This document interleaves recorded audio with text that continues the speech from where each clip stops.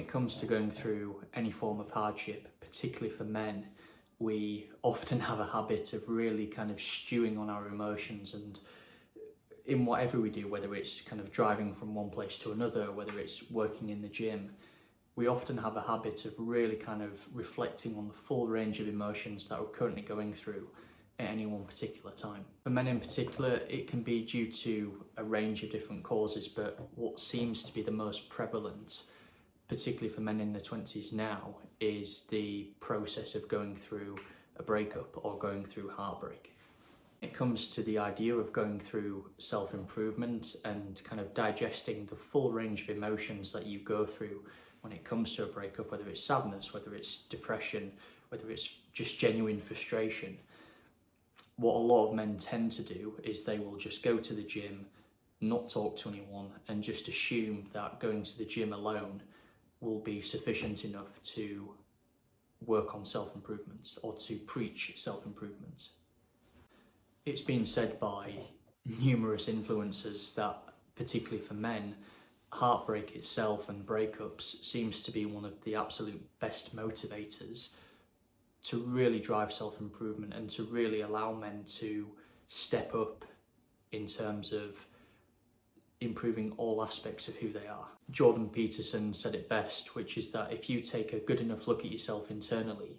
you will find areas to work on, whether it's your ability to communicate, whether it's just general confidence, whether it's potentially areas of your life that are potentially misbalanced. Now, when it comes to embracing the villain arc and embracing the era of solitude, I think it's really important that men understand that focusing on self-improvement isn't just about going to the gym, it's about improving all aspects of what you do. I do think part of the issue at the minute is that there's almost a romanticisation of, if you're going through a difficult time, particularly as a guy, that you solely focus on going to the gym and putting your headphones on and putting your hoodie up and just completely being isolated, and that's not beneficial in any respect whatsoever. The way you have to look at it is this: if you go through any difficult situation, let's say for example a breakup, and you spend a whole year just going to the gym and solely focus on just going to the gym and nothing else,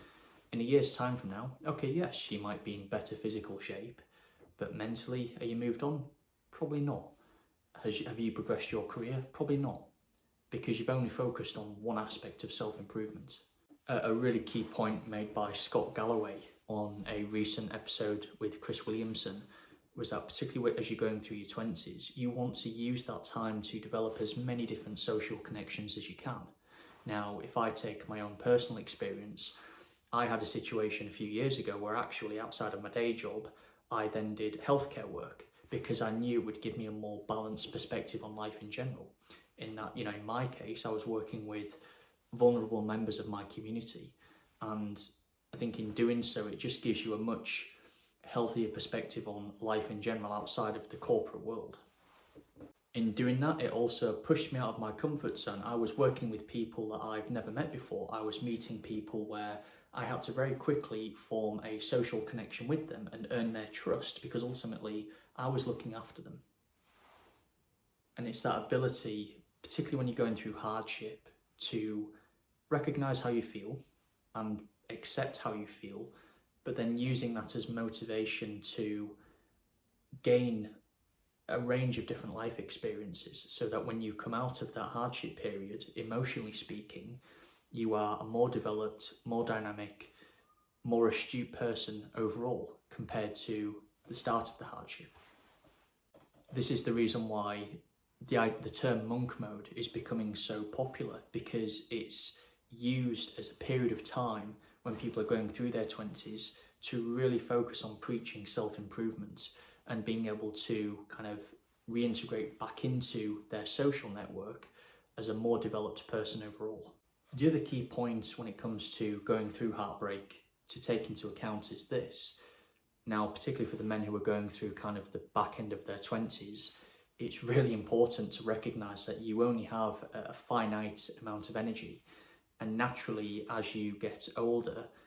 bit by bit, you will start to slow down. Now, it's really important that whilst you're still young and whilst you're still youthful and you've still got a ton of energy, that you maximize that time to really kind of work on self-improvement. It's interesting, at one of my former jobs, it was when I had my exit interview, one of my managers explained to me that as you get older, you will start to slow down. And it's interesting because at the time, I didn't know what he was referring to. It didn't make any sense to me. I think at the time I was around 27 years old, 26, and I was still youthful and full of energy. So I didn't really fully appreciate the point he was trying to make. But obviously now, being a few years older, even with, going to the gym and going running and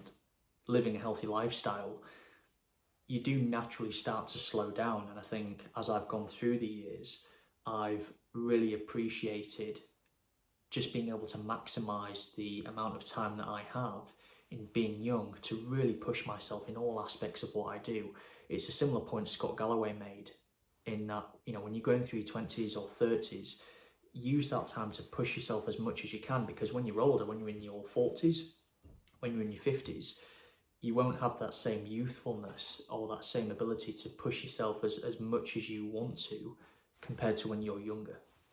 I guess the key message that I'm trying to drive across when it comes to going through hardship and embracing the villain arc is that the process itself is not just about going to the gym and stewing on your emotions and feeling negative about yourself. The whole point of the process is to use that time, particularly in solitude, to maximize your self-development, particularly when you're going through your 20s and you're still youthful and you're still full of energy. Use that period of time to really press on and push on, because ultimately, if you don't, you will end up in a situation where, okay, yes, if you focus on just going to the gym, yes, you'll be stronger and you'll be physically healthy, but then you'll be underdeveloped in all aspects of what you do going into your 30s, and that's not a position you want to be in. The way I like to look at it is this: your future partner, whoever that may be, yes, they'll want a guy who's in shape and who looks after himself and who's physically healthy, but they'll also want a guy who's confident, who has the ability to communicate, who has interesting ideas and perspectives, who has a wealth of life experience to kind of draw upon and stories to tell. And you only get to that position by focusing on all aspects of self-improvement and really pushing yourself and getting yourself out there. Don't be afraid to put yourself in uncomfortable situations, because that's ultimately where development takes place.